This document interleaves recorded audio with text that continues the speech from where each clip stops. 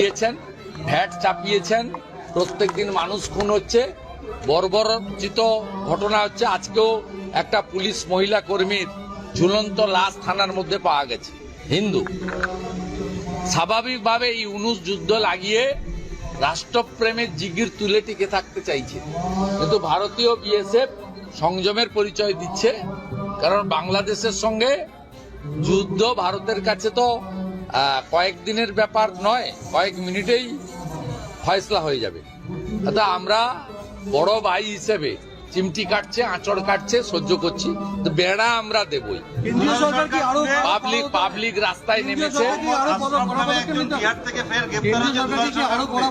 কেন্দ্রীয় সরকার সাথে আছে বলেই তো কালকে হটিয়ে দিয়েছে ওদেরকে। পাবলিক সাপোর্ট করছে, কোচবিহারেই বলুন, জলপাইগুড়িতেই বলুন, মালদাতেই বলুন, সর্বত্র জনগণ এগিয়ে এসছে। ভারতীয় জনগণ ভারত মাতা কি জয় বলছে, জয় শ্রীরাম বলছে, এবং কাঁটাতারের বেড়া দেওয়ার কাজে তারা হাত লাগছে। সীমান্তে শাসক দলের যারা মদতপুষ্ট চোরাকারবিরা তাদের কিভাবে নিয়ন্ত্রণ করা সম্ভব? শাসক দলের মদতপুষ্ট যে সমস্ত চোরাকারবিরা আছে তাদের কিভাবে চাইলে নিশ্চিতভাবে করা যায়। সেক্ষেত্রে রাজ্য পুলিশ তার সহযোগিতা দরকার।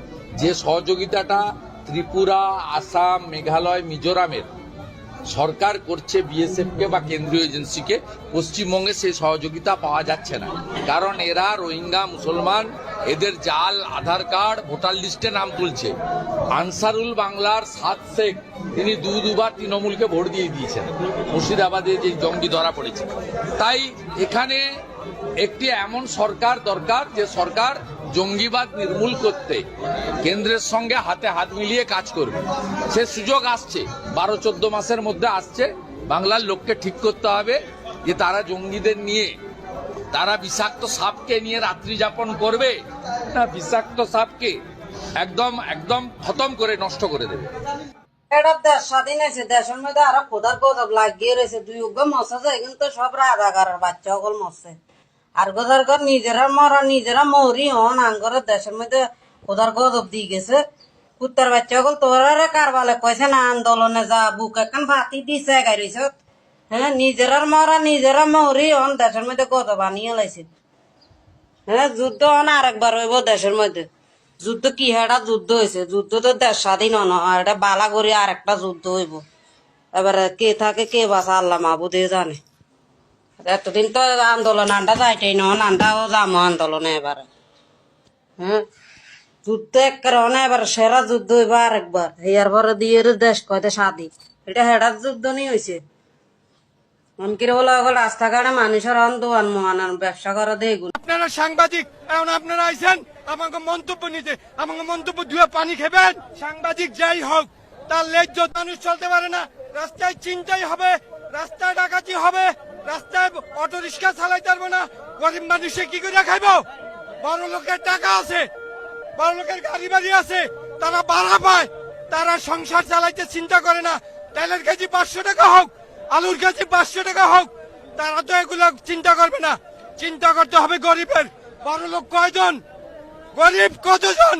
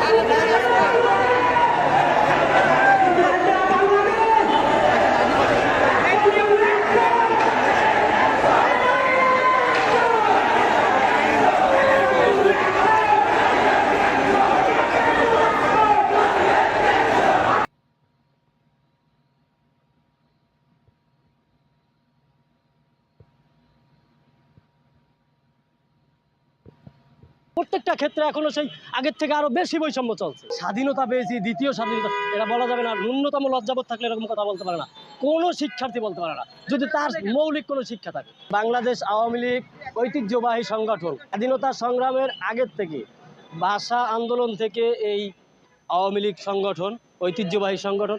আমি চাই না যে এই সংগঠন নিষিদ্ধ হোক। যদি ন্যূনতম কারো লজ্জাবোধ থাকে এরকম কথা বলবে না যে স্বাধীন করেছি, সংস্কারও করবে। যে বিভিন্ন গ্রাফিতি লেখছে, অনেক গ্রাফিতি আমি সাধুবাদ জানাই, কিন্তু এরকম গ্রাফিতি আমি সাধুবাদ জানাই না যারা লেখছে যে স্বাধীন করেছি, সংস্কারও করব।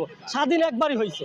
দেশ তো শুধু ছাত্রের না, শুধু ছাত্রেরা এই দেশে বসবাস করে না, আমরাও বসবাস করি। আর বর্তমান সরকার এগুলো ম্যান্ডেট করতে পারতেছে না। আর উনি রাজনৈতিক কোনো ব্যক্তিত্ব না, ওনার দেওয়া সম্ভব না। এখানে প্রয়োজন, খুবই জরুরি প্রয়োজন রাজনৈতিক ব্যক্তিত্বের।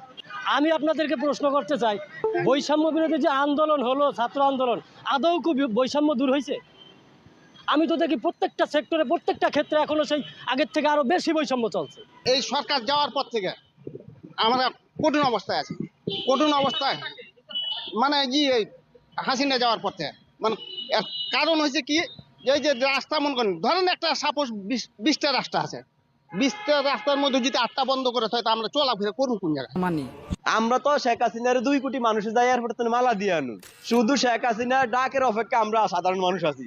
আমরা হইলাম শেখ হাসিনার রিজার্ভ ফোর্স। শেখ হাসিনা ডাকান মাত্রে আমরা আন্দোলনে আছি, কোনো সমস্যা নাই। পাতাল রেলের কাজ চলে, কর্ণফুলী টার্নেল, ঢালাকা এলিভেটেড এক্সপ্রেস ওয়ে, আপনার পদ্মা সেতু, রূপপুর পারমাণবিক বিদ্যুৎ কেন্দ্র, আরো বড় বড় মেগা প্রকল্প, এদিক অনেক নেতা কল্পনাও করে নিজেরা শেখ হাসিনা করিয়া দিয়ে গেছে।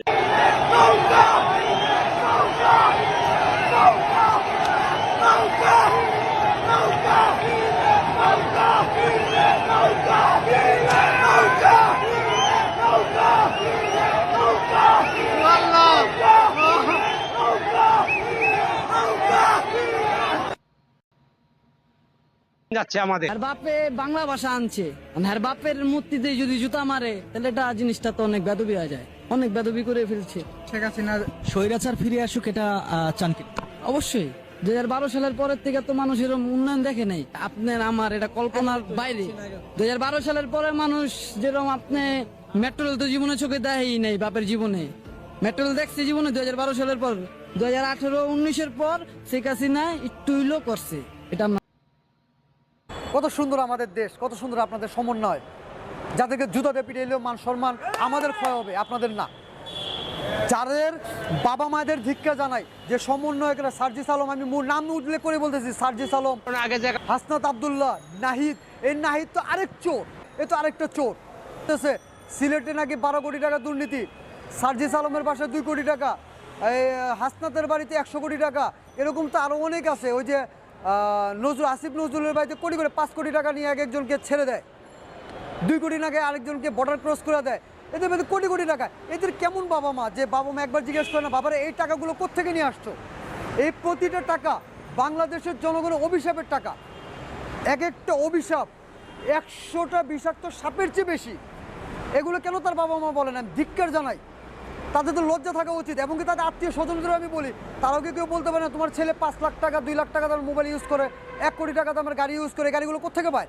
যে একটা শার্ট কিনা, নতুন শার্ট কেনার সামর্থ্য জান নাই, সে আজকে 2 কোটি টাকার গাড়িতে চলে ঘুরতেছে। কোথেকে আসছে টাকাগুলো? এগুলো তাদের বাবা মা তাদের কোনো প্রশ্ন করে না। আমি ধিক্কার জানাই, লজ্জা লাগে আমার এদের কথা বলতে। তবে এই যে আগুন দিছে কিছুদিন আগে, এটা কালা দিছে। আপনি কি মনে করেন এই আগুনটা লাগছে? ইম্পসিবল। এই আগুনটার সাথে এখানের উপদেষ্টা সমন্বয়করা জড়িত আছে। আওয়ামী লীগ সরকারের আমলে আমরা যে শান্তিটা পাইছি কোন সরকারের আমলে পাই নাই। আমাদের কাছে আওয়ামী লীগ সরকারই ভালো ছিল। কোন দিকে না দিছে, যার ঘর নাই হ্যাঁ ঘর করে দিছে, মানে ব্যাগ করে পোলা বান্ডা করে থাকলে ওর বাতাটা হতো দিছে আওয়ামী লীগ সরকারে। বহুত কষ্টের মধ্যে আছি বাবা, বহুত কষ্টের মধ্যে আছি। কি বলবো তোমরা লোকে, আগে যে কামাইটা ছিল বর্তমানে বাবা এই কামাইটা আমাদের নাই। আমার পেটে ভাত নাই, পিন্দরে নাই কাপড়। এখন দিন খাল এক আল্লাহ পাক ছাড়া আর কেউ জানে না, কেউ জানে না কি কষ্টে